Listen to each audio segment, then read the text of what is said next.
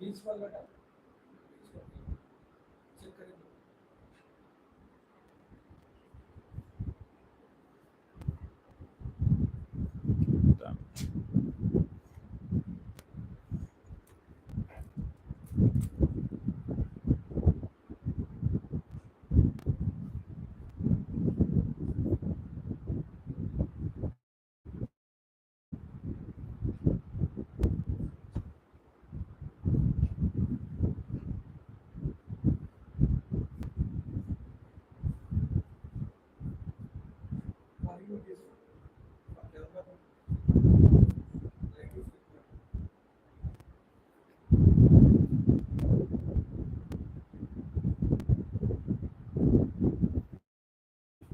I think it does the work. God knows. So please check IIBS IAS Secretary whether it is coming good or not. seconds. Hmm? Is it coming? Huh? I'll come later. YouTube live, yes. So you go and check outside. Check. Voice is coming or not?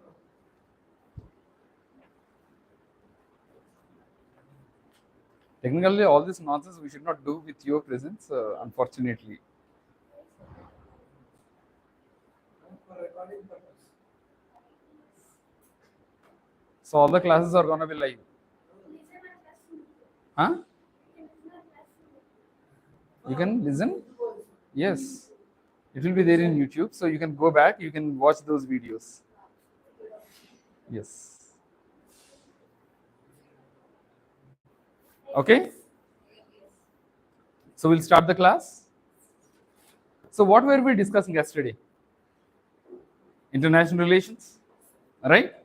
And we discussed about, so what is this Indian foreign policy before and after, right? Let us just rewind the concepts, okay? So we have clearly understood the definition of international relations yesterday. So what is it? It is concerned with the relationship across the boundaries of the nation states, right? So any kind of a sovereign nation, right, it wants to maintain the relationship with the other nations across the boundaries. So we are calling that as international relations.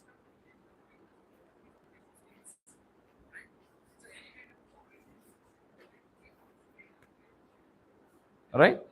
So we have clearly understood what is international relations when it comes to the definition. But international relations is not so simple that it is not just by maintaining relationship with the other nations we can just elaborate about international relations, right? So what all aspects come under the international relations? That is the second important question, right? So all the international political, economic, global governance, intercultural relations, national ethnic identities, everything cumulatively comes under international relations. So this is the definition we have discussed in the previous year. Please leave it like that. Right? So the other definition which we can give, right? So study of relationship among countries, including the roles of the states, intergovernmental organization, non-governmental organization, multinational corporations and individuals. Right? So this is the other definition of international relations. The very first one, relationship among the countries. Right? So in the United Nations, we have about 208 countries. Right? So other than that, there are other countries as well. So whatever the relationship you are maintaining with the other country, so we are focusing that in international relations. That is the first primary aspect. The next thing is the roles of the state. When you're talking about the countries, what kind of a role they are playing internationally? So that is a second important question. And when India speaks, we always say in the international fora, India doesn't speak for itself. With the kind of diversity India has, if India speaks, it speaks for the world. Right? So what is the role of the state that is being played international? That is the second important thing. And next, intergovernmental organization. Right? So when you're talking about two different countries, so we have different organizations associated with the bilateral or multilateral countries. So what those organizations are dealing with, what kind of a power that they have, what kind of influence that they have. So what kind of discussions are happening in that fora. And next, non-governmental organizations. So we know about the governmental organizations, but there are other non-governmental organizations playing a crucial role. Terrorism. Right? So what is the kind of influence that it has on the country and its relationship? And we are telling that we will not be discussing with the Pakistan. We will not be talking to the Pakistan, no matter what, because the perpetrators of terrorism as well as the victims of terrorism cannot go hand in hand. This is what our Jaishankar told. They are the one who is doing the terrorism, and we are the ones suffering from the terrorism. How do you expect we both the countries to talk, to have a dialogue, to have a good relationship, right? And when somebody asks, so how long the terrorism will continue, the Jaishankar said that you cannot ask me this question, you ask the one who is actually doing it, right? So when the question of terrorism comes under, so that is not India. India is a victim. You cannot ask this question to us, right? So what are the non-governmental organizations playing a role? The next one is multilateral corporations. There are multilateral corporations in India and globally with association of multiple countries, right? So G8 nations, right? G8 summit, right? So all these are multilateral corporations, multinational corporations. So what kind of a role they are actually playing? United Nations, right? So, and as well as individuals, right? The people who are associated with the countries, obviously they are the key stakeholders. So all these we will be discussing in the international relations. And what is the importance? Helps understand the global issues such as war, peace, diplomacy, trade, human rights, and environmental challenges. These are the crucial elements that we are suffering with, right? To understand that, we have to know the international relations. Why would India go for war? International, right? So the environment is international issue, right? Human rights is now an international issue. It is not an individual issue, right? The protection of human rights is internationalized.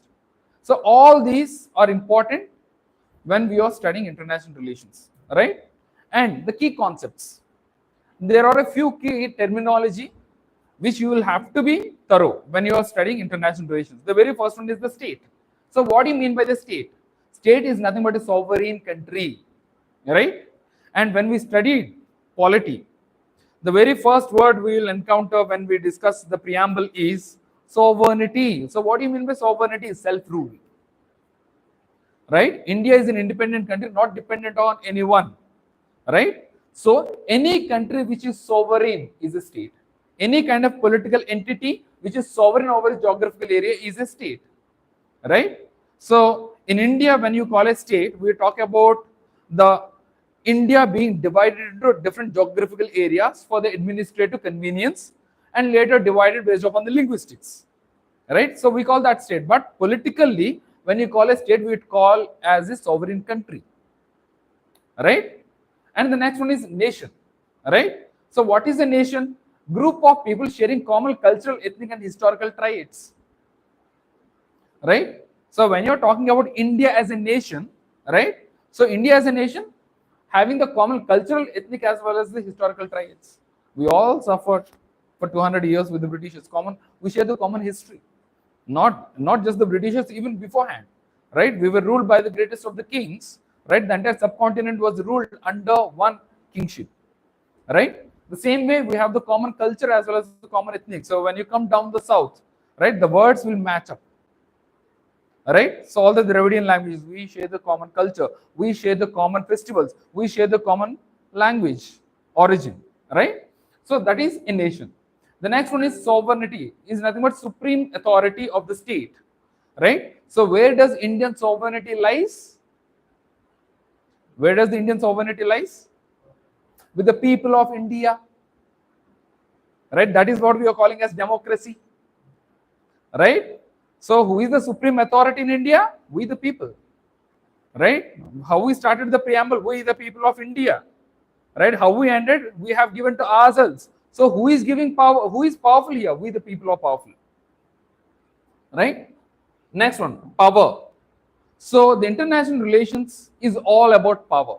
Every country is all about power and as well as the national interest. These are the two key terminologies. So what do you call power? Ability of an actor to influence others, not cinema actor, right? The one who is actually playing a role in international fora, right? India has a role to play, right? India is an actor. Pakistan is an actor. Foreign ministry is an actor. The prime minister is an actor, right? So any kind of influence that is being exerted by an individual on the others, we call that as power, right? So do I have power when it comes to IIBS college and students? Definitely, right? I assert some kind of influence on you people. So that is a power. The next one is security, right? So when we talked about international relations previously, we said very first point why international relations ought to be maintained is because of peace and security, right? So what is security? Protection of the state interest and national survival. With utmost difficulty we have gained the independence, right? So can you just give away? Definitely not. You cannot give away the independence, right? So the main objective is protecting the sovereignty of the country, right? So protect the state interests. That is extremely important. So when you're talking about your own aspirations, right? So why nobody can exert any kind of a force on you? You have the fundamental rights, right? You have the basic human rights. Even the fundamental rights, even if they are not there, basic human rights are inalienable. Nobody can take away the basic human rights from you. And one of the basic human rights is liberty, to think, to do whatever you want, to move wherever you want, right? So your interests, you have to be protected. The same way the state has its own interest. The state interests are of supreme, right? So when it comes to the Ukraine war, India has taken the neutral stand, even though we condemn war. So we do not want anybody to fight, but at the same time, so we will stay calm. So based upon the national interest, right?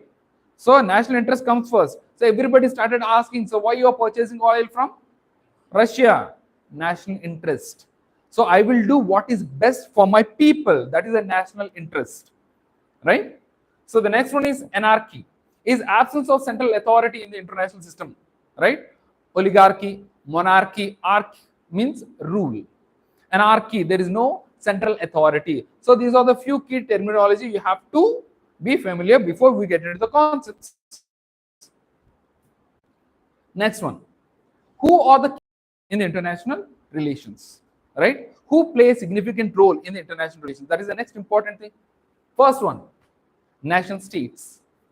We know what is a state, what is a nation, right? They are the key players, because when you're talking about international relations, it is international, between two nations, between two states. So they are the key stakeholders, right? And next one, international organizations, right? Because they put pressure. When it comes to the United Nations Security Council, sole objective is to prevent a war. So that is a key organization, right? The same way non-state actors, they also influence the other country and its decisions, right? And individuals, diplomats, leaders, and influencers. So these are the key stakeholders or actors in the international relations. Next, what kind of tools do you have in the international relations? What weapons do you use? What tools do you use in the international fora, right? So the very first one is diplomacy, right? So the very first one is diplomacy. And whenever we see people arguing, right, and we use this word, alright, talk diplomatically, right? So what do you mean by talk diplomatically? So rather than being prejudicial, you evaluate, you judge, and give it in the best possible way, right? When it comes to the diplomacy at the international level, so whatever you speak can actually spark a war. It can destroy the relationship between two different countries. It can isolate a particular country from the international fora, right? So diplomacy is important. What is diplomacy? Peaceful negotiation and communication between the states, right? Peaceful negotiation and communication. So it cannot be like, let's see what we'll do, right? So what you can do? We have this, no?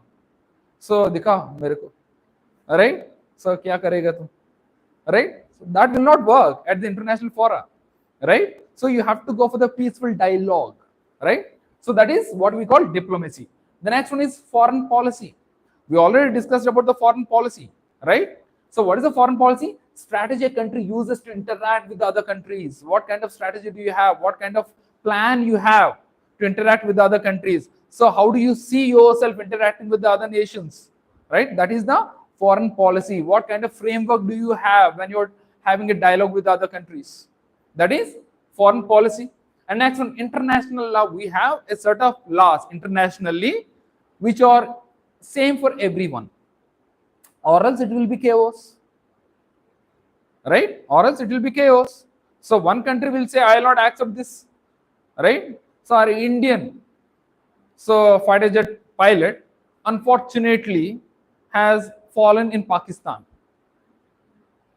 Now that was a tense scenario for us. Right? He looked very good with those mustache and all. But for Pakistani, he will not look like that, no.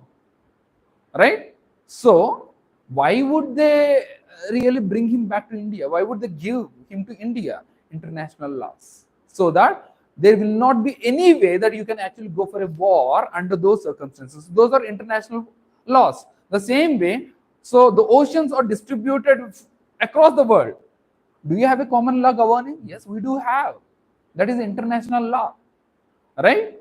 So we have international rules recognized by all the states and it is binding in nature. What do you mean by binding? You have an obligation to accept and follow. That is binding in nature. Next, international trade, right? So obviously, so whenever some conflict arises with the Pakistan, what do? Stop the trade. I will not trade with you, right? So increase the tariffs. We will not have imports, right? So the trade is another mechanism where you use as a tool in the international relations. The next one, military force. Obviously, the hard power. Ultimately, the hard power. How much of the soft power you have, if you do not have the hard power, there is no influence. So ultimately, the use of coercion to achieve political objectives. Use of force. Coercion means force, use of force to achieve the political objective, right? So these are the tools that we use in the international fora. Okay. Next, so what is the importance of international relations? We already discussed in the previous class about the importance of international relations. The first one is peace and security. Why peace and security are so important? If you are having any kind of a doubt why peace and security are important, so once I start beating you, you'll understand. True, right? Once I start slapping you, once I start punishing you, once I start accusing you, once I start troubling you, you'll understand. Peace is so important, right? For any kind of growth and development, the peace has to be there, no matter what. For any nation to develop, for any human to develop, peace and security are the most crucial aspects, right? So, international relations, why do you maintain? You do not want Pakistan to attack India. You do not want India to attack some other country, right? So, you cannot live in constant fear. So, peace and security. Through international fora, we maintain the peace and security. The next one, economic development. We also said that, so in the international level, no resource is like abundant for all the countries other than the air, right? So air is across, atmosphere is across the world, right? So the water bodies are also not available. So no resource is like available for all the countries equally. So definitely you have to depend upon the other country which has resources, which is enhancing the trade and commerce between the two countries, ultimately boosting the economy, right? And the third one, tackles global challenges, right? So terrorism is a global challenge. Now all the countries are coming together to control the terrorism. Natural calamities are equal for everyone. So all the world is actually coming together to support the people, right? So recently we have the earthquake, no, in the archipelago, right? So all the countries come together to support the nation in the time of crisis. So global challenges. The next one, enhances cultural exchange and mutual understanding, right? So obviously, the Telugu people will be able to associate with me much better compared to that of non-Telugu speaking people, right? Isn't it so? By default, cultural association, right? So if someone is getting into a fight with me, right? You people will be able to associate with me much better, and they'll say, "Arey yaar, Ashok sir only no leave it." Right? If you have any kind of a grudge on me, you'll be like, beat him twice hard. Better. He should not coming into the class. Right? So why? We are associated. You know each other. We know each other. So because of that cultural exchange, you have a soft corner. You will benefit those kind of a people, and you will decide better for those people. That you can actually achieve with the cultural exchange and the mutual understanding. Right?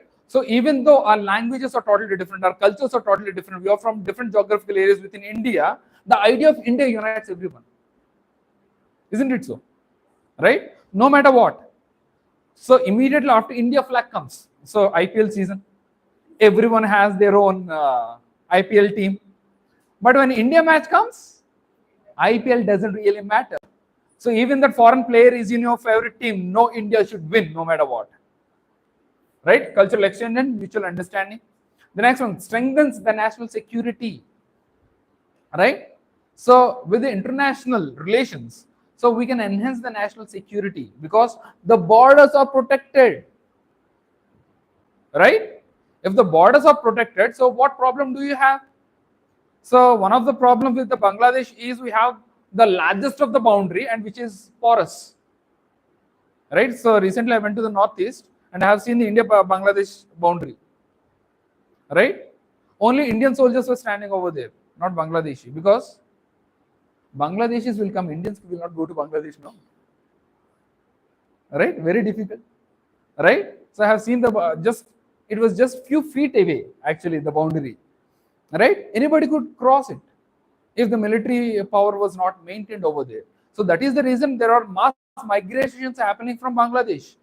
So once we have a clear understanding internationally between the countries and you prevent any kind of movement, so obviously your borders are protected. You will not have any conflict.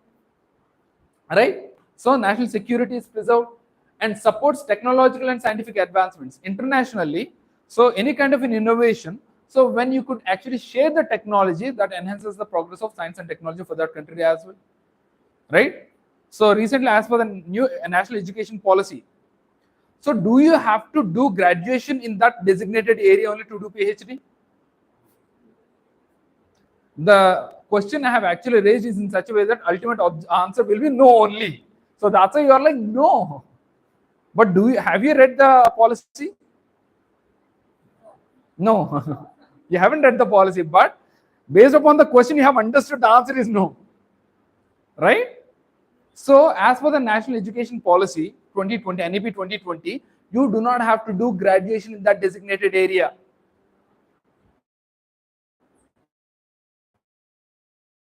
You do not. So I have done biotechnology. I can teach in management. All I have to do is clear NET, net examination. Right? So why? And you do not have to do masters also to do PhD. You have to have a CGPA of 7.5 and above to directly enroll for PhD. Why? So have I ever told you about Medica effect? This one. Muni sir. You contact Muni sir, sir. This one was there.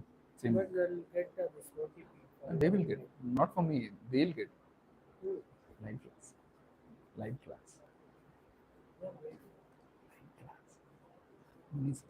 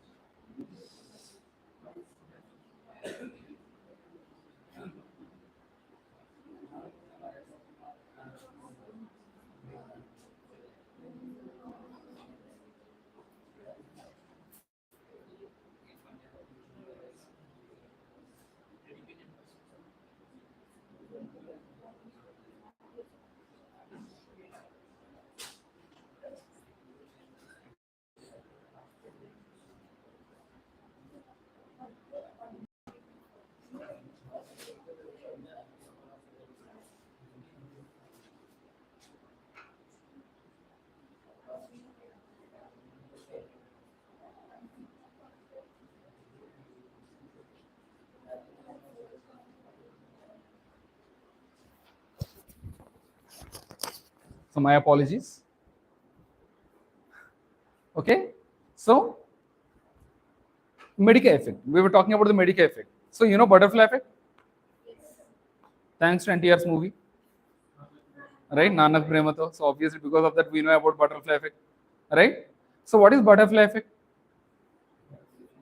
Some action is influencing the other action, right? So even though you are separated across the world, right, the actions are interlinked. That is what the butterfly effect is talking about. So the same way, when it comes to the technological innovation, the Medica effect tells that, so when the people from multiple cultures, multiple backgrounds, from multiple educational systems have come together, they create the better innovation.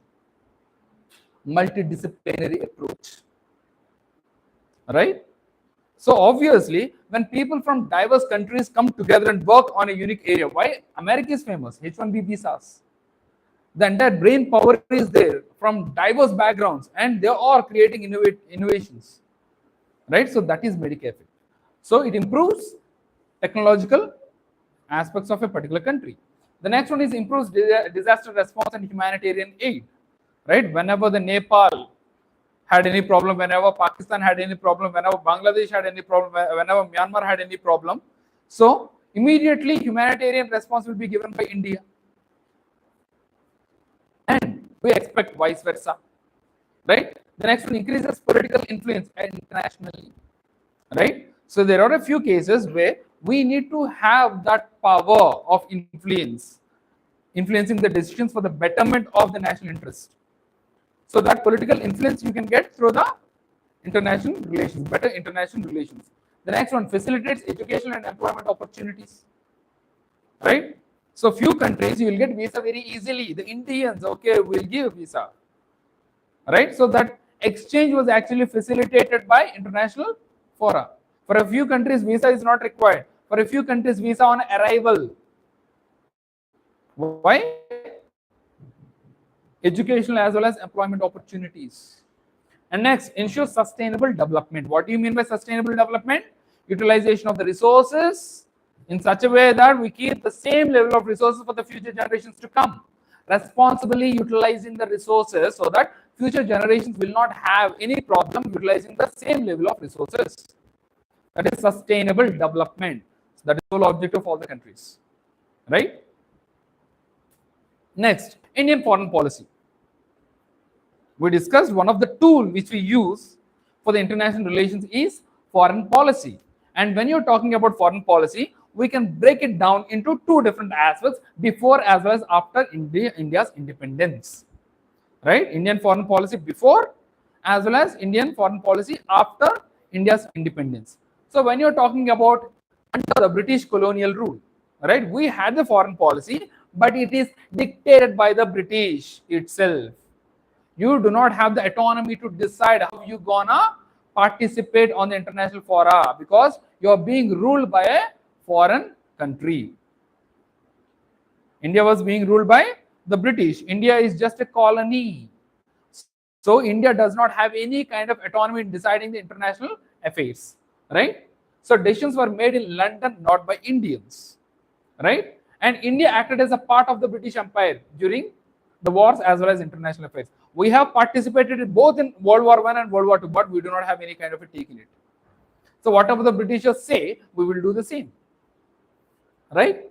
And the next one, role in the world wars. As we are speaking, we have participated in the World War I and World War II. So practically speaking, India has contributed much more compared to that of other nations, right? We have lost manpower, we have supplied the food, we have supplied the arms and ammunition, we have supplied the resources in both the World War and World War II. But unfortunately, Indians had no say in that, right? And also this participation was often without India's consent, right? They didn't even ask whether the India wanted to go or not. They have decided and they have led the troops to fight in the war, right? And we do not even have the numbers, how many people actually were lost during that war, right? We do not have the records. And we have limited international identity, right? We do not have, because we were being ruled by the Britishers, so we do not have any kind of diplomatic missions across the world, right? Recently, Shivaji movie has come. What was that movie? Chava, right? So he's the person who has actually sent embassies internationally, right? So he maintained the troops. He had very good relationship with the French, right? So he trained all the soldiers as per the European lines, right? He was extremely good in military might and extremely tactical when it comes to the guerrilla warfare techniques, right? So all these things, he was extremely great. So during that time we had, but after that, during the British rule, we do not have any kind of diplomatic missions sent to the other countries, right? And represented by the British diplomats itself. The India do not have the voice. The Britishers used to give their own voice on India and its decisions, right? And India could not sign any kind of treaties because it is not independent, right? And finally, international prisons, right? So after some kind of an autonomy has actually come to India, the people like Jawaharlal Nehru as well as Subhash Chandra Bose envisioned the independent foreign policy, because at that time the dominion status or even the self-governance is there, but foreign policy should be independent, right? So foreign policy should not have any kind of influence of the British. So that was what the thought was, right? Then Nehru was active in all the international conferences, and Subhash Chandra Bose during the World War II, he has actually sought the help of Germany and Japan to fight against the British, right? So with the kind of army he has actually built, so it was no longer facilitating British to rule India, because the Indian soldiers are returning to India to fight for their own motherland. So they don't have a choice but to give freedom to India, right? And it was after the World War II, the growth of anti-colonial thoughts have actually propagated. So many countries have actually got independent after the World War II, right? So this is the fate before India's independence and after India's independence. So what was the fate of India and its foreign policy after India's independence? First, we had a power to take our own decisions. So that is the reason when you take Indian polity, Lakshmikant book, so to explain the word sovereignty, he writes one other point saying that even though India has been a part of Commonwealth nations, that doesn't mean that India is dependent on someone. India is independent and no way associated. It can decide all its internal as well as external affairs, right? India has power to take its own decisions when it comes to international, domestic as well as international foreign affairs, right? India is a sovereign country. And principles of Indian foreign policy, the next important thing. What are the principles of foreign policy? Non-alignment movement, Panchsheel agreement, and institutional development. So we have development of Indian foreign policy. We have established embassies, and we have been part of bilateral as well as multilateral cooperation. We have been a member of United Nations, and focus on regional and global relations, obviously, and modern evolution. After 1991, because we opened us more often compared to that of pre-1991 era, right? So this is Indian foreign policy and the fate of the world after the World War II. This is what you have to understand. So we already know, right? India got independence after the World War II. So what was the world like after the World War II? So into what kind of a world we were liberated for? So the very first one is, after the World War II, there was an emergence of two major powers. Who are those two major powers? USA as well as USSR, right? These are the two major powers that were actually created. And formation of the United Nations. After the World War I, to prevent another war, we have established League of Nations. But League of Nations miserably failed. How can you say? How can you say League of Nations failed? After the World War I, we have established League of Nations to prevent a war. How can you say that it failed? World War II happened, right? It was supposed to prevent a war, but World War II happened, so it has miserably failed. So we have removed the League of Nations, we have abolished the League of Nations, and we replaced it with United Nations, right? United Nations. And you have United Nations Security Council to check the peace and security of the countries, right? So the formation of the United Nations after the World War II. And it was the beginning of the Cold War. Yesterday we have discussed about that as well. right? It was the beginning of the Cold War. It was an era of spying and espionage. It was an era of arms because nuclear weapons are increasing multifold within a short span of time, right? So that was the world we are into. And at the same time, decolonization has taken a traction, and there is a rise of new nations. Many countries have become independent, right?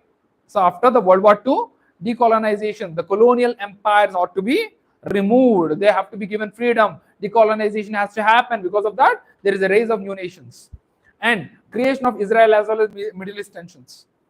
After the World War II only, the Jews were given the Israel, the promised land, and because of that, there is increase of Middle East tensions at that time, and global economic recovery as well as institutions. The World Bank and IMF were established for the war reconstruction purposes, right?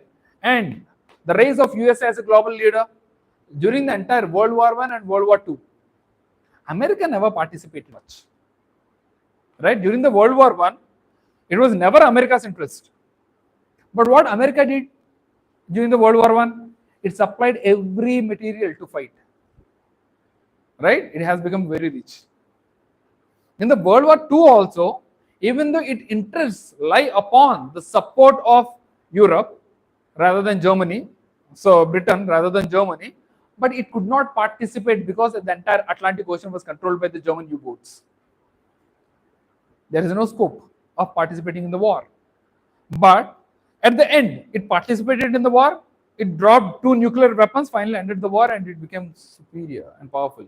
And through the entire war, it supplied arms and ammunition, right? So the America is war profiteering country, right? So after the World War II, US has become the global leader, right? And technological and scientific advancements, right? So after the World War II, technological as well as scientific advancements progress much faster compared to that of the before, right? So this is the world after the World War II. So into this world, we have come. Now you have a choice to select either of those 2 major powers, right?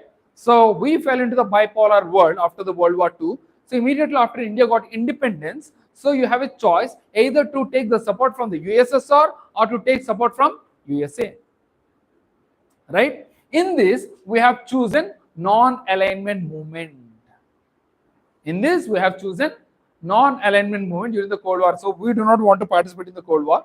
So we do not want to be aligned to either of the countries. So based upon the national justice, based upon what is right and what is wrong, based upon the national interest, we will decide to whom we will support in the international forum. So that is what we call non-alignment. So India aimed to stay neutral between USA and USSR blocs. We wanted to stay neutral, and it advocated peace, sovereignty, and non-interference. There is no kind of interference. We will be facilitating whatsoever. We will not be entertained with interference, right? And also we promoted decolonization, right? So that is the reason even Nepal was actually supported to form the democracy from the kingship, right? And focused on economic development and cooperation. We know that, right? And India played a leading role when it comes to the non-cooperation, so non-alignment movement. Okay, so it would be better if you go from that side. Camera.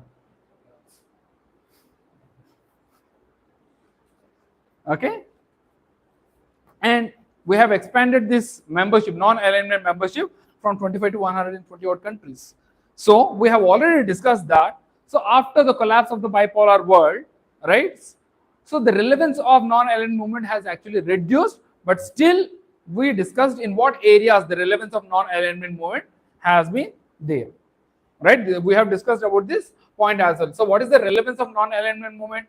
So obviously after the bipolar world has actually collapsed, after USSR has been disintegrated and Russia has been there, so there is no power politics now. So there is only single power USA. So in that, to act as a balancing measure, so obviously non-alignment movement can actually take its place. The next is the north as well as the south. So in the world we have seen the north is developed as well as and the south is underdeveloped. So obviously for the north and South, when all the countries are sharing the common fora, you will not have the common interests. And what will you discuss? Whatever you want to discuss, they don't want to discuss that, and whatever they want to discuss, it is not relevant for you. Right?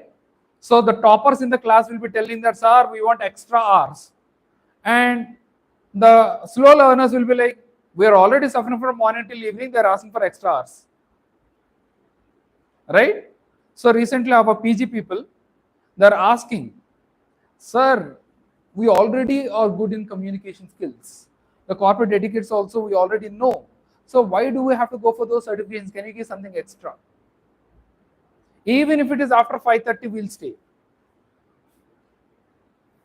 And if you are asking some other people, right, that for extra hours you'll have to stay till 7:30, they're complaining, parents saying that too much of classes are going on. So extra certification, we have to stay till 7:30. We don't want to stay.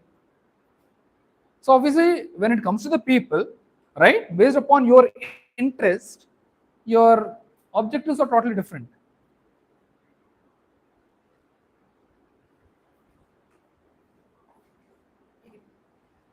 Your objectives are totally different, right?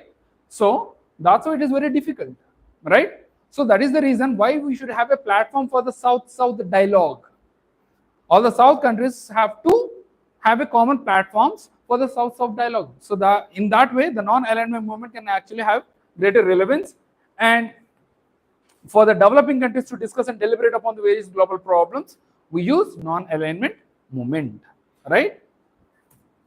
So the next important principle of the Indian foreign policy is Panchsheel Agreement, 5 principles of peaceful coexistence, which was signed mutually by India as well as China, because at that time we were extremely supportive to China, right? Hindi Chini bye bye, right? So obviously with that kind of love towards China, we have even supported it becoming a permanent member of the United Nations Security Council, right? So what are those 5 principles of peaceful coexistence which were unanimously adopted by the United Nations? Mutual respect, mutual non-aggression, mutual non-interference, equality and cooperation, and peaceful cooperation. So we have already discussed all these 5 points, right? 5 principles of peaceful coexistence. So please share these 5 principles of peaceful coexistence with all your relatives, right? So that will be beautiful. Actually, it doesn't work. They'll also share it to 10 people and they'll ask, share it to 10 other people, but they'll not follow, right? So best thing is non-interference. Okay. So Indian foreign policy during the time of Nehru. So we have been discussing this Indian foreign policy during the time of Nehru. So immediately after India got independence, everybody thought that the prime minister is gonna be Sardar Vallabhbhai Patel, right? And Mahatma Gandhi is like, you have no idea what is there in my plan. And finally, he has favored Nehru, and Nehru has become the Prime Minister of India as well as the Foreign Minister, right? He has become the Foreign Minister. So during the Jawaharlal Nehru, so what kind of foreign policy we have actually adopted, right? That is the important point, right? So he has become the Prime Minister during the times of 1947 to 64, one of the longest serving Prime Ministers of India, right? Because no opposition during that time, we don't have a choice, right?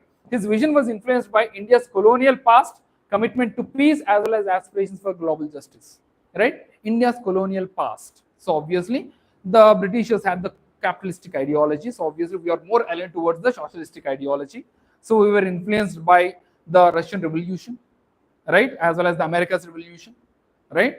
So we are influenced by the colonial past, whatever we have. So obviously, we want to do anything other than that. And next one, commitment to peace. Mahatma Gandhi, we don't have, in that also, we don't have a choice. It is not like that I want to fight, right? Mahatma Gandhi is like non-violence. If someone beats on this particular cheek, give this particular cheek also, right? Once both are swollen, then you think what you want to do, right? So non-violence is extremely important. So the next one, Nehru held the external affairs portfolio throughout his premiership, shaping India's external relations deeply with other nations. So how we'll see, right? So obviously non-alignment Panchsheel we have already discussed, right? and opposition to colonialism as well as the racism. So this is one other aspect of international principles during the time of Nehru. So what is this? Liberation movements in Africa as well as Asia, anti-colonialism, right? So that was there. And vocal critic of apartheid in the South Africa, racial discrimination in South Africa, as well as supported Palestine and condemned colonial occupations, right? So this was the time. So we'll see what kind of relationship we have actually shared with other countries, right? The very first thing is about US and USSR, bipolar worlds, obviously, and we said non-alignment movement, because India has been in worst situation after the World War II. British has structurally destroyed America, right, in every possible sector, right, fundamentally. Did I say something wrong? Okay, thank you. Did I spell something wrong? Did I say something wrong? No, nothing. Okay. So she's looking with such a kind of ambiguity. Okay, fine. Right? So India has been structurally disadvantaged in multiple sectors. So when it comes to the human, right? So it has divided the people based upon the caste, creed, race, religion, right? So during the first war of independence, which we claim, Sepoy Mutiny, so during that time, the Hindus marched towards the Muslim king, right? So irrespective of your caste, your place, your language, everyone fought against the common enemy, British. And it has understood, okay, the Indians together is very difficult, so we have to split them up. So what they did, they have maintained the platoons, they have maintained the government based upon the caste, based upon the creed, based upon the race, based upon the religion, and they deemed some are superior and some are inferior. They did not give promotions, they did not give the same level of packages, right? So obviously with that, the India was divided. So ultimately creating two nations out of India, India as well as Pakistan, based upon religion. And with the division, so there was mass killing across the borders, and millions of people had to migrate across the border, right? Many people died during the time. So with these kind of functional problems, fine. And economy, was economy there during the time of British? No, right? Economy was nowhere developed. They structurally destroyed the industrial sector of India, right? Because they wanted to make India the buyer of finished goods. So you do not have to have your industrial sector prominent in the world. We dictated 25% of the global GDP by exporting goods to foreign countries. But that industrial sector was completely destroyed, and even agrarian sector was completely destroyed, where the Britishers wanted Indians to plant only the crops which they can encash, not what Indians wanted. So the poverty has been there. And at the same time, agriculture produce was not there. Industrial sector was not there. Service sector to leave it. Right? So India has disadvantages in that area as well. And technological developments. What about technological developments? Did you have technological developments? So most of the people argue, "Arey, yaar, we got railways because of the British." Were railways built for the sake of Indians? No, that was a byproduct.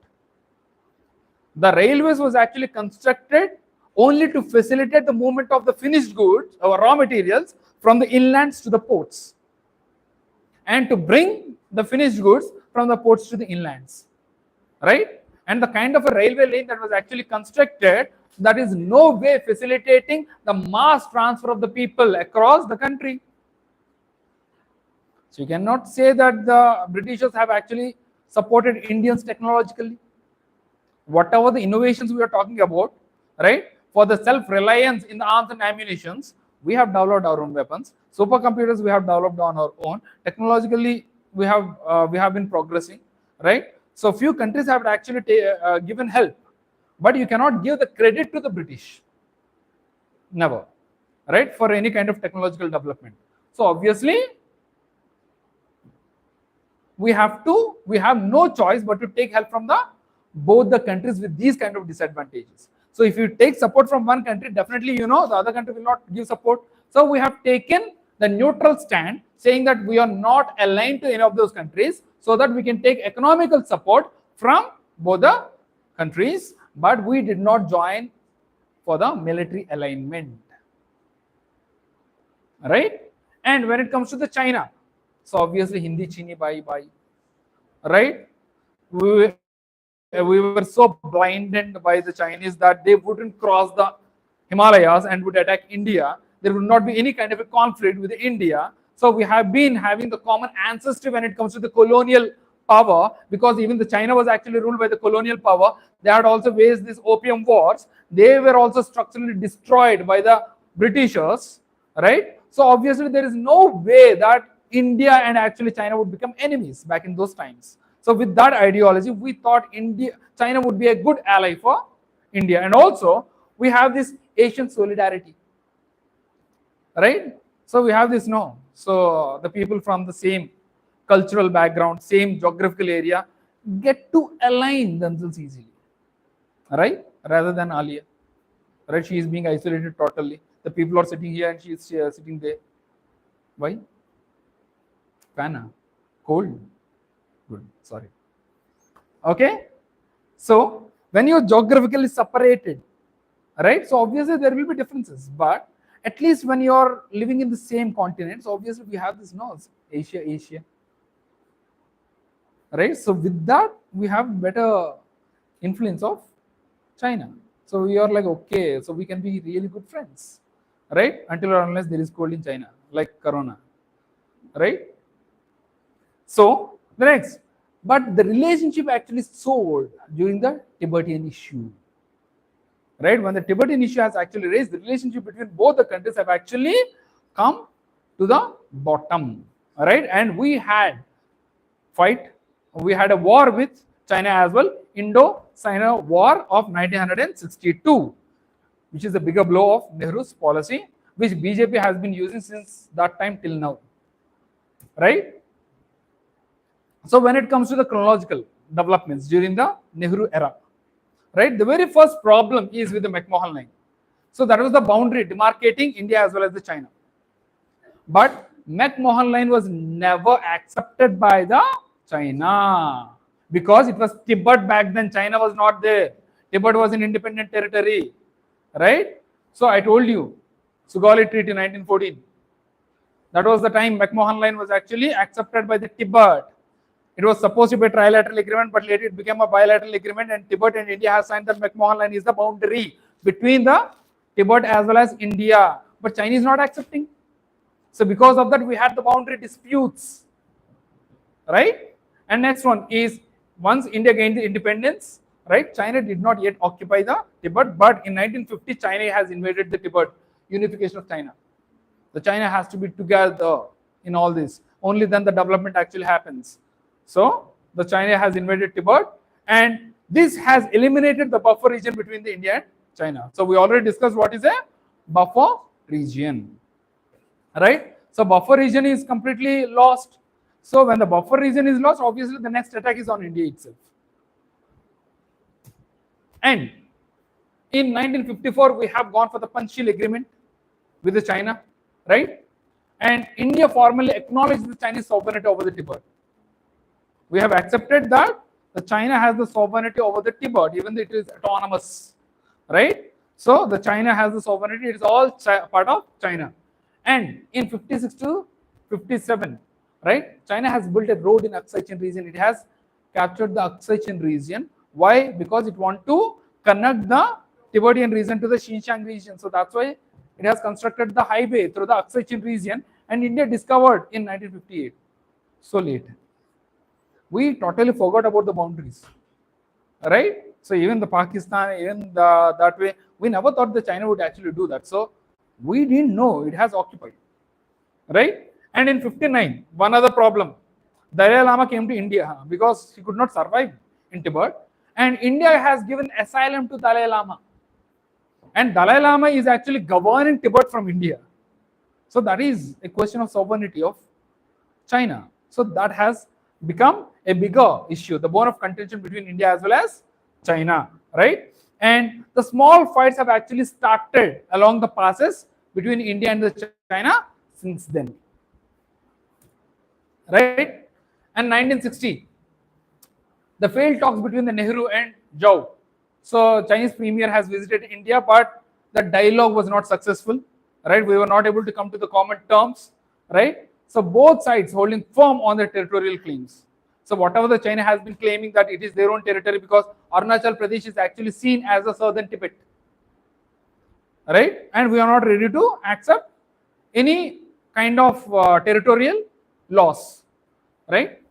And also in 1961, India's forward policy, India establishing the military posts in the border areas. So we have to protect the border areas no matter what. So for the first time in 1961, so India has started this forward policy, protecting the boundaries in the Indo-China border, right? And finally, in 1962, the full-scale war has actually started between India as well as China, and which we have lost miserably because we were not prepared. We were ill prepared for the war. So because we were not ready, we have lost miserably in the war, and China has unilaterally declared the ceasefire and also the withdrawals, because during the winter it cannot continue the war, right? And post 1962, breakdown of the relationship between India and the China. So this was the fate during the Nehru's rule with the China, right? So this is how we have fought 1962 war and as well as lost 1962 war, and because of that, now India is extremely dominating in the mountain warfare. In the mountain warfare, there is no country which can actually dominate India, right? There is no way possible, right? So these are the dispute territories that we have discussed yesterday, right? So in the western sector, Aksai region, in the central sector, which is not so prominent, we can leave it, and as well as the eastern sector, Arunachal Pradesh. So the rate is it has proposed the package policy as well, that it will give the Aksai and it will take Arunachal Pradesh, but we haven't accepted to those conditions, right? And then comes to the Lal Bahadur Shastri. So what was the time? Okay. So before we get into the concepts, did you write the question? So I asked you to write a question.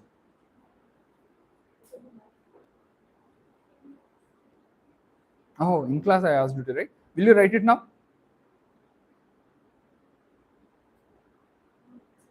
Hmm? No.